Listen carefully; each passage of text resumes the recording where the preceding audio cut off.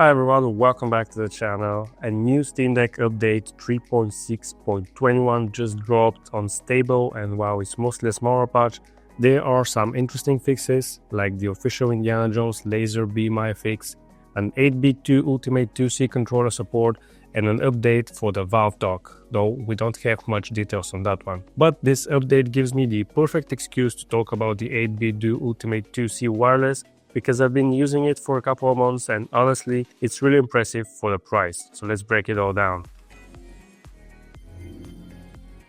Now, if you played Indiana Jones and the Great Circle on Steam Deck or on Linux for that matter, when it first launched, you probably noticed something off. The character's eyes were basically glowing, making it look like some weird horror game.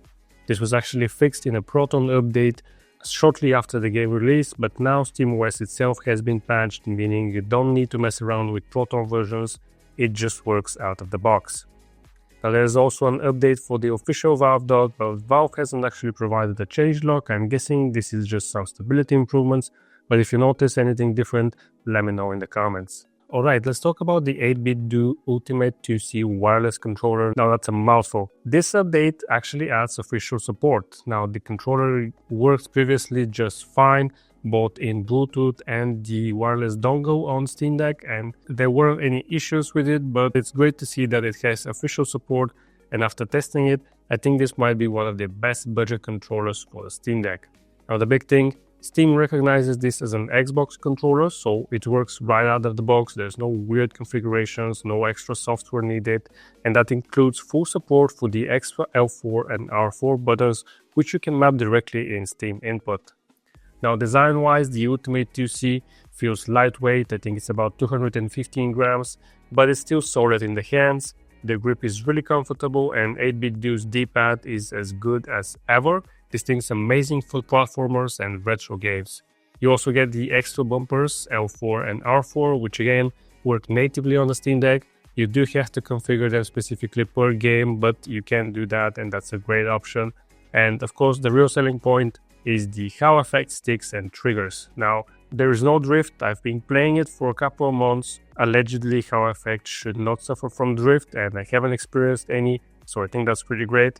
And even more expensive controllers don't have Hall Effect triggers or analog sticks, so getting it at this price is awesome. Now, by the way, in regards to the actual price, I paid $25 per controller back in October, and I think that's super good price for what I'm getting here. If you had to compare it to an official Xbox joystick or DualSense, it really is a lot more budget friendly. Now let's talk about the latency. The controller supports both 2.4G using a wireless dongle and Bluetooth, and while Bluetooth is fine, 2.4G feels noticeably better. That's because it supports a 1000 Hz polling rate in wired and 2.4 GHz mode, making it really snappy in fast-paced games. Now you have three ways to connect. You can use the official dongle, I think that's best for latency. You can use Bluetooth as well, I think still good, but slightly slower. Note that you are able to notice it, but in tests it will pop up. And you can of course use it wired, but I think that kind of defeats the purpose of the whole controller. Now battery life is solid, 19 hours on the 2.4G and 32 hours on Bluetooth, with about a 2-hour recharge time. It also comes with this very nice sleeved cable. Now there is no charging dock like the more expensive 8BitDo Ultimate, but honestly for this price you don't really need it, I don't mind. Now one thing missing compared to the more expensive 8BitDo Ultimate is custom firmware support. That means there is no button remapping, trigger sensitivity adjustments or macros, but because Steam recognizes it natively as an Xbox controller, you can remap everything directly in Steam Input, so unless you need super specific customization, you're not really missing on much. So the 8BitDo Ultimate 2C, is it worth it for the Steam Deck? I think yes, it's absolutely amazing. You're getting Hall Effect sticks and triggers, extra bumpers, great battery life, and low latency 2.4G, all at a really competitive price. The only real downside is the lack of software customization, as I said, but SteamPut is already covering most of that. So that wraps it up for this video. A solid Steam Deck update, a fix for Indiana Jones, horror eyes, and one of the best budget controllers now fully supported. Let me know if you're picking the 8BitDo Ultimate 2C, or do you already have a favorite controller for the deck?